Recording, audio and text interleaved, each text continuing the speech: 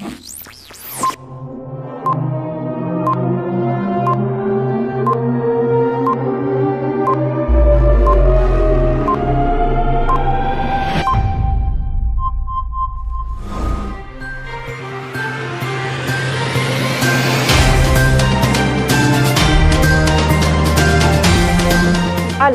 as youth lead in number of new HIV/AIDS infections in Kenya.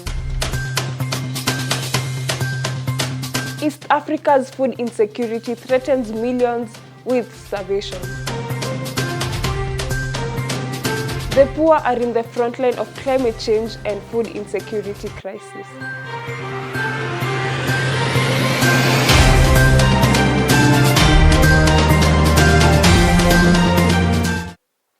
Hello and welcome to The Eye Opener, where the truth is our priority and we give justice to your curiosity.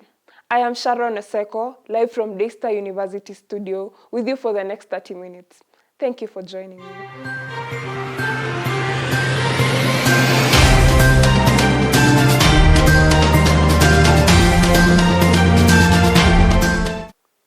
Thank you for choosing The Eye Opener. Please join the conversation on Twitter at @eye_opener and the hashtag #EyeOpener.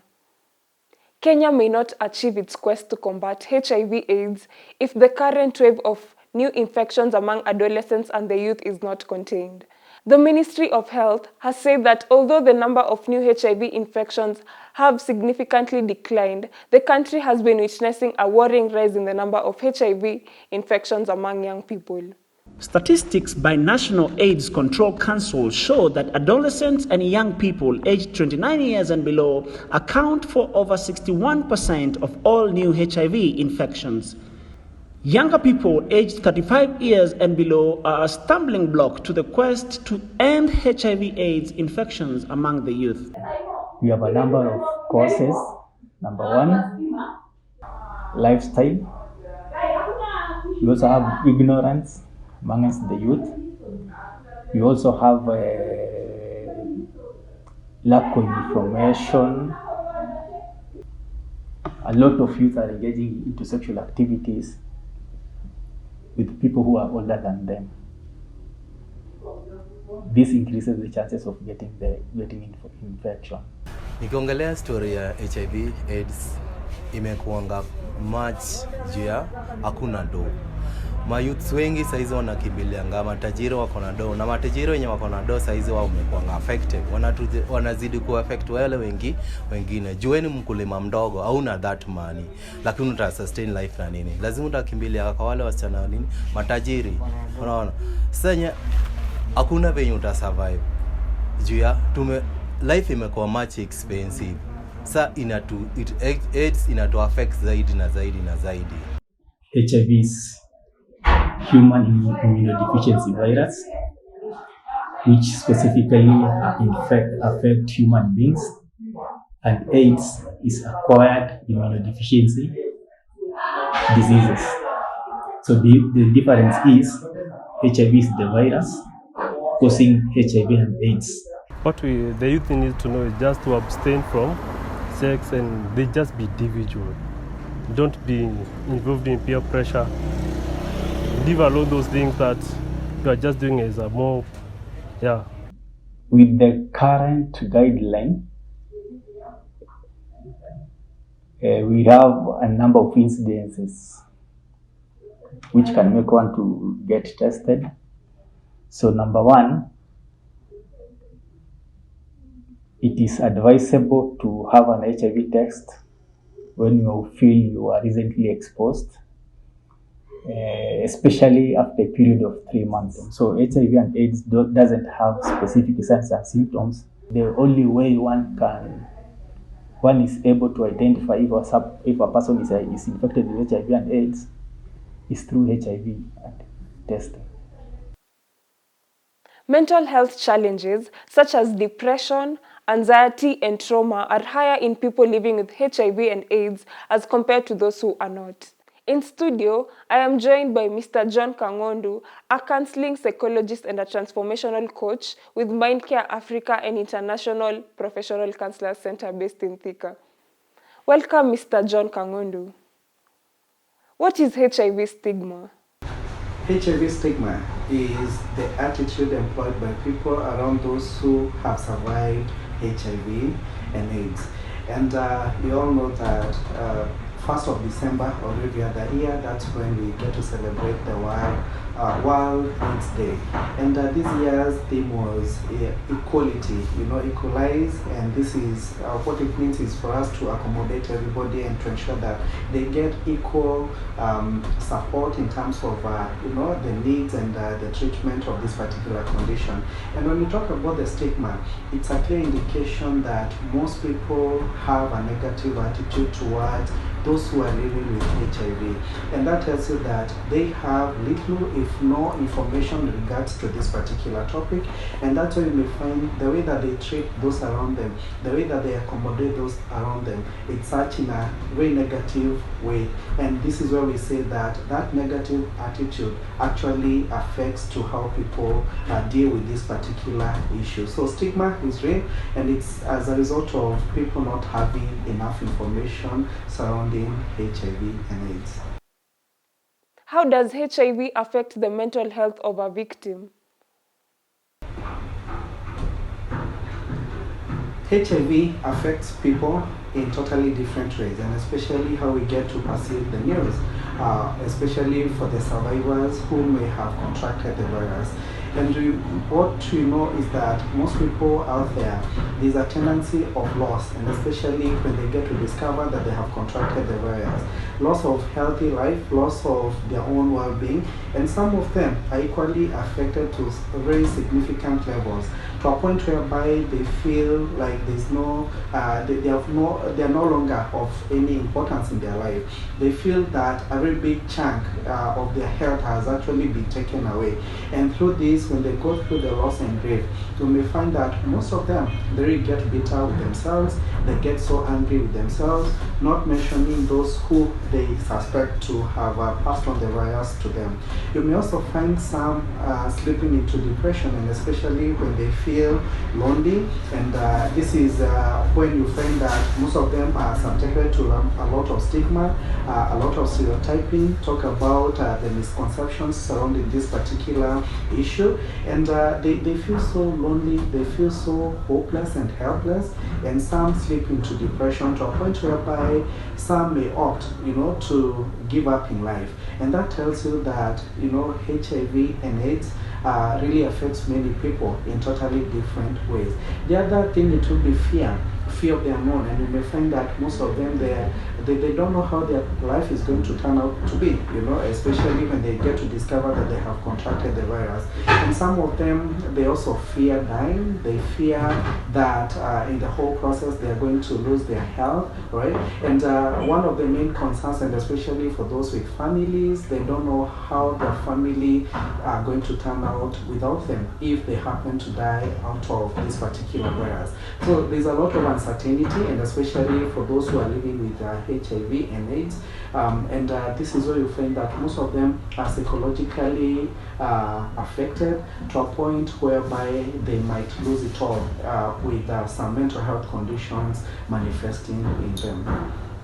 What would you say is the best way to deal with a HIV AIDS patient so as to avoid things such as depression, anxiety, and stigma in general?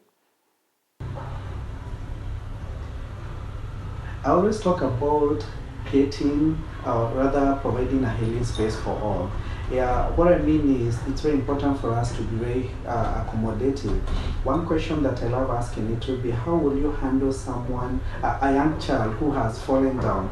And what I normally get from the audience, it will be that you take them, you pick them up, and if they had soiled themselves, you dust them off, and there's a lot of compassion that is shared with them. And this is what we should share with the people around us, and especially those who might have contracted this particular virus. Why? Because a long time ago, we used to think that you're going to contract the virus by touching or even hugging someone who has the virus.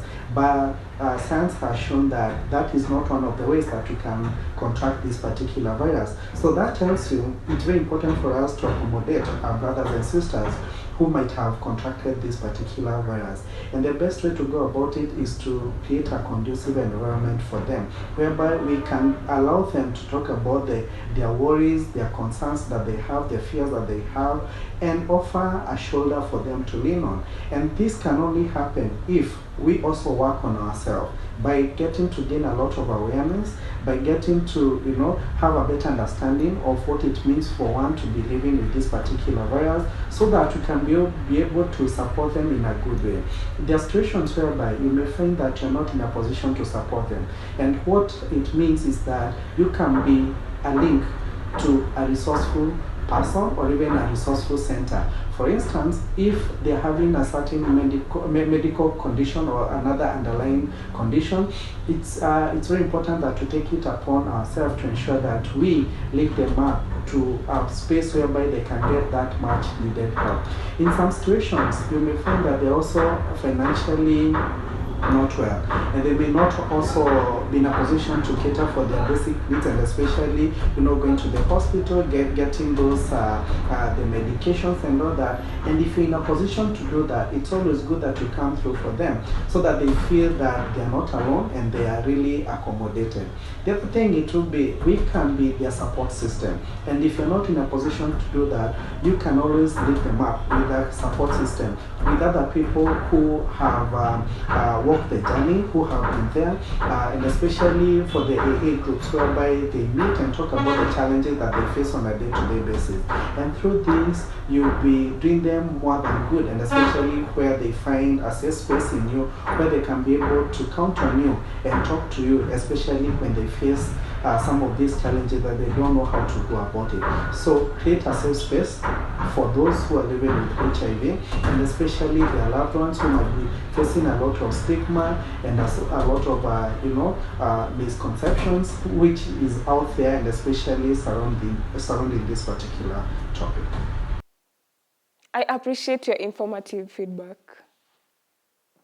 Food insecurity across East Africa is a crisis that continues to worsen amidst the economic downturn and will ultimately underpin further humanitarian struggles without dedicated full-scale intervention. Based on statistics, millions of people in East Africa are currently experiencing food insecurity caused by drought, inflation, and more. People across East Africa are enduring severe hunger because of a deadly combination of factors such as climate change, conflict, drought, inflation, and the impact of COVID-19.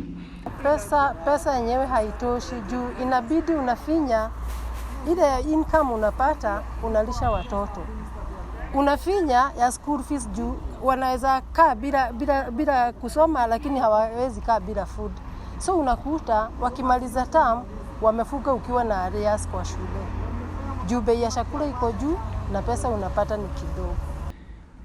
Many people are struggling to put food on their tables or end up eating unbalanced diets due to the rise in food prices.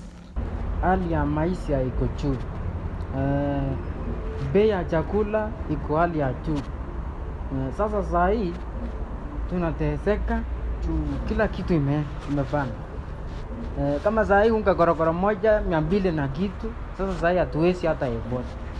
Unaona?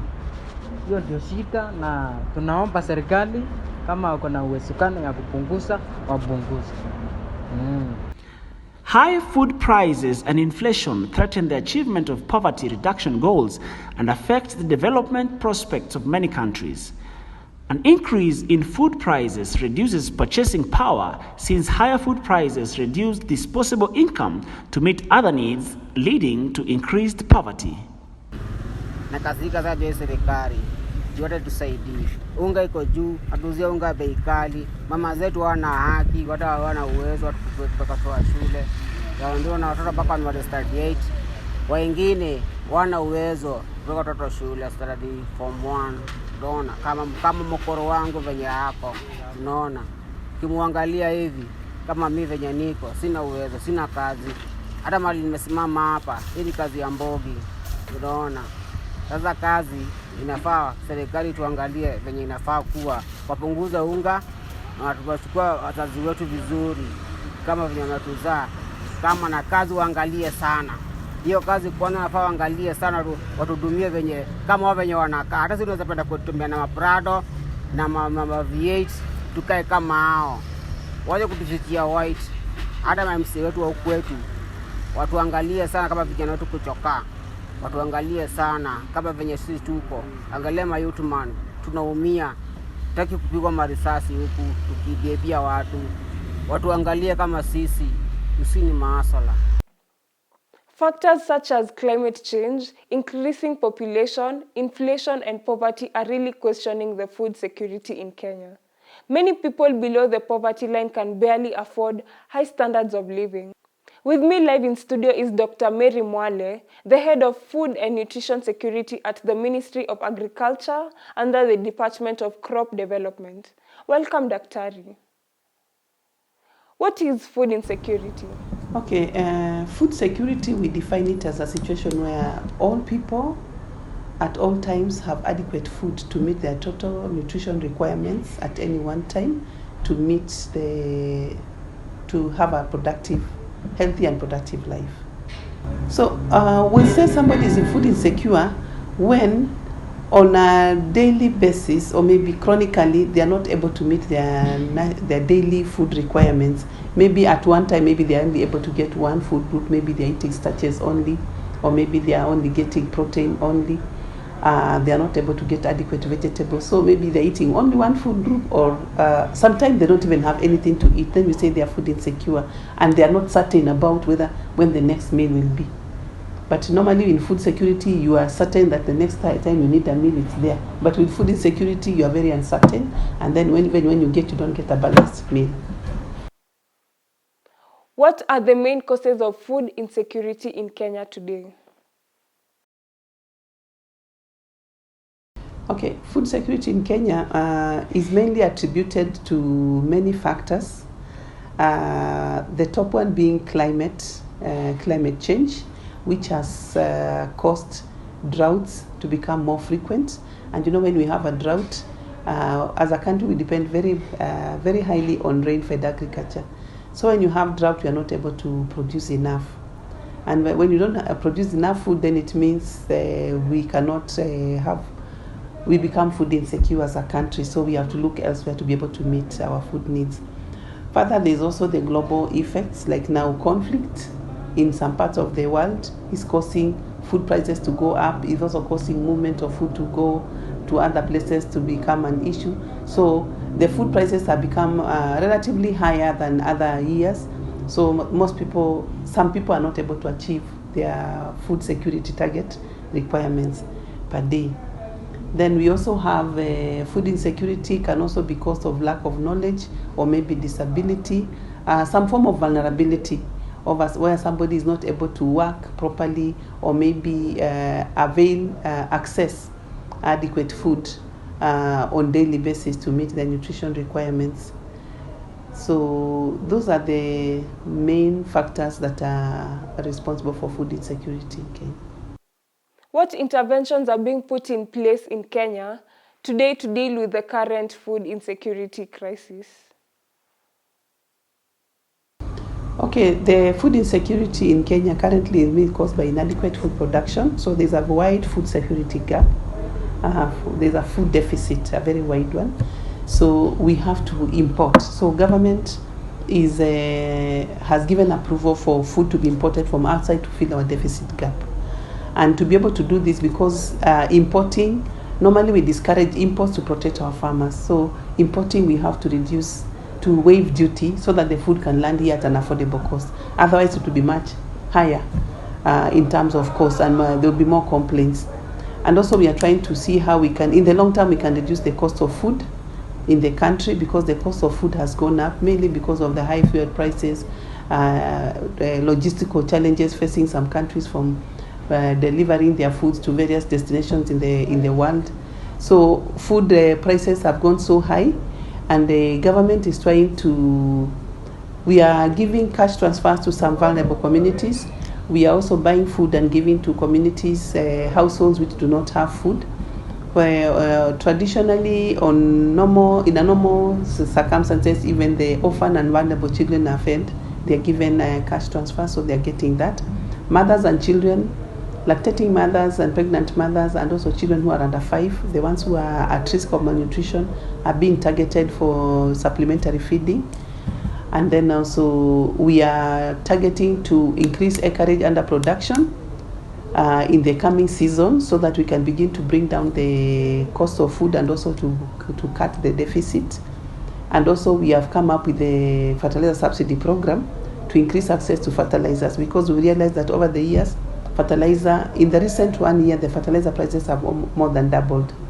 So we have tried to bring in a fertilizer at a subsidized cost and distribute it to farmers, so that in the coming year, more farmers can plant and we can have optimum production.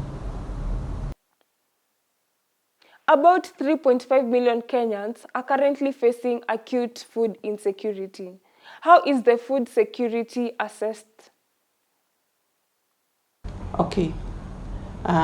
Food insecurity is multifaceted, or food security for that matter. We use the words interchangeably, but it's measured in different ways. But generally, you'll find that people who live in the cities, or maybe who don't farm, they depend on the markets and the money they have to get food. So if they don't have money, they cannot access food. And if there's no food on the market, they cannot be able to buy the food. So it depends on what is available to them through the markets. People who are in the villages produce most of their food, although they buy some of it, but also they have to get income to buy things that they don't buy. And then food security is also dependent on how much income you get. The more income you have, the more food secure you are, because you can buy more food. There are some who earn little and they have to struggle to balance between other needs with what they require for food. So, and then you'll find that some people have jobs, their means of livelihood, some people do not have. So in assessing food security, we have developed different tools for capturing various different factors, different aspects. So it has mainly 4 pillars. We capture issues on availability, how much has been produced or availed in the market. We capture issues on accessibility, that touches on the price and terms of trade. Then we capture issues on utilization, how you utilize the food that you have gotten, and then the stability of production and access and utilization. That's how we now combine all those factors to come up with the food security situation. So it is multifaceted. We will be back after a slight break to talk about the poor being in the front line of food insecurity.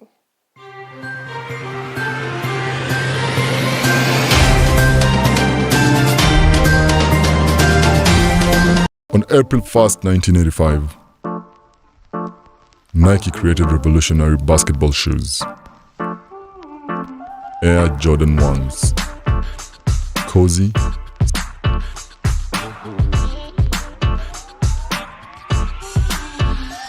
iconic, stylish.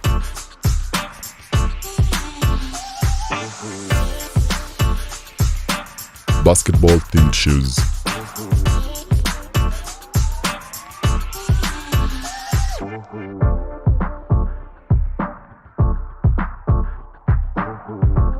Air Jordan 1s become legendary.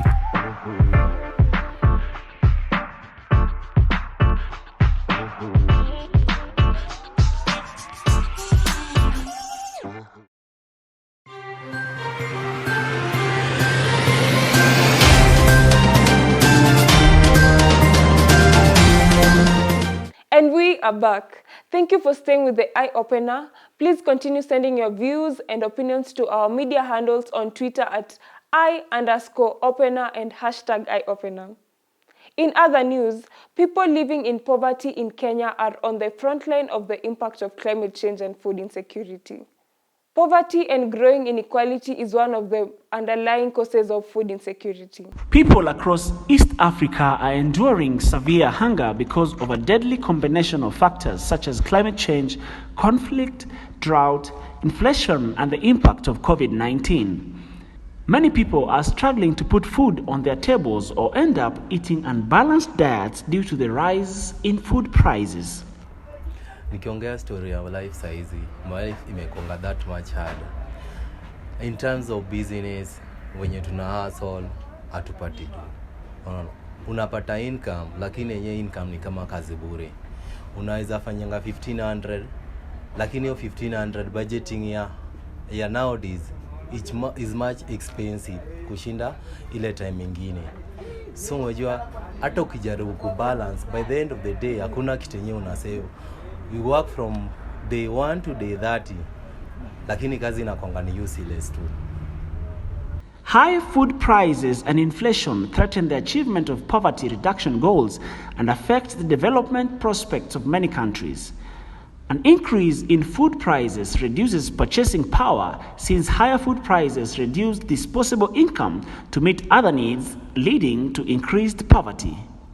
Prices za food bado ziko juu, na kama sisi ni mahasla na ni mahasla wenye sasa wengine wetu ni wajane, mabwana zetu walikufa, hatuna uwezo wa kupata kazi juu maybe you don't have a godfather wa kukupeleka hatua ingine.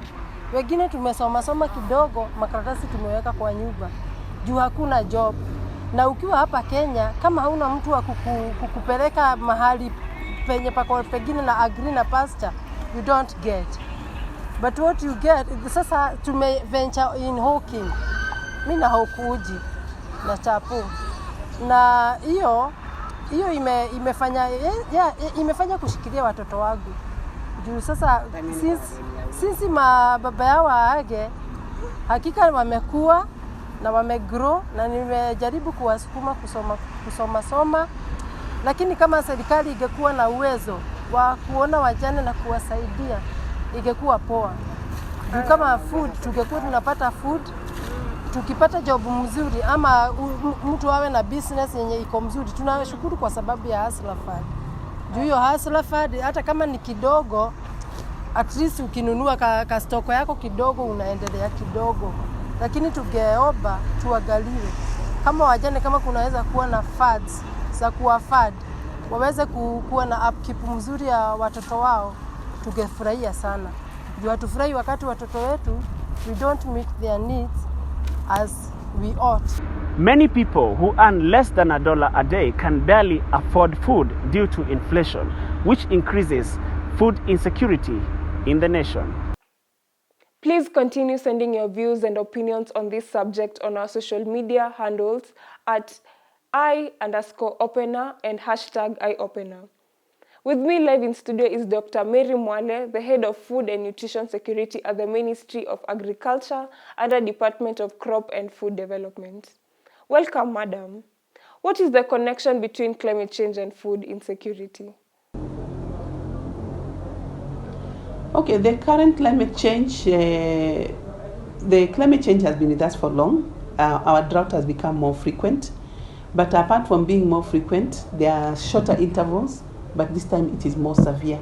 We have never had a drought that is so severe that has gone for 4 seasons, 4 consecutive seasons without, so that we cannot produce enough food. So this is unique because of the length and severity of time it has taken.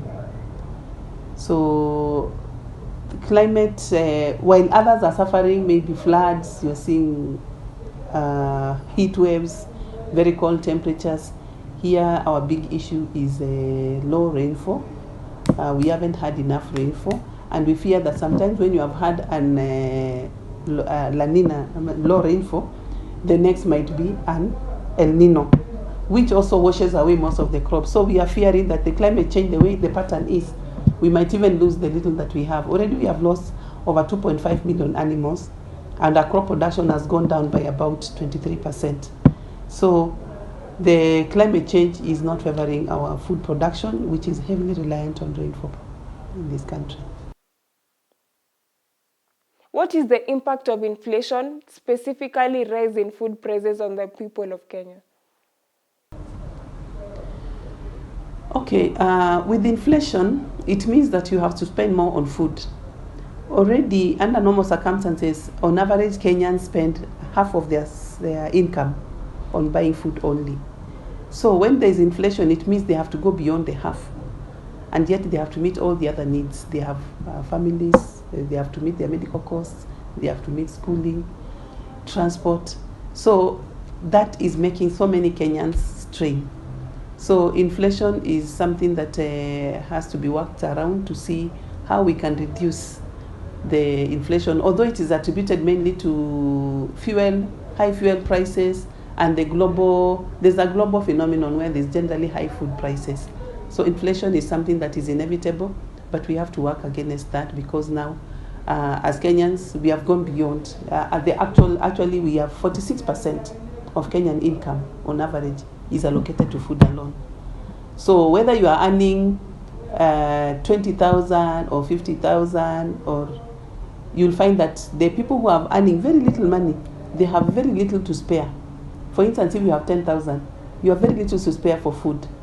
Lucky are the ones who maybe have more money, then they can be able, because you can't eat more than you can take your system can take.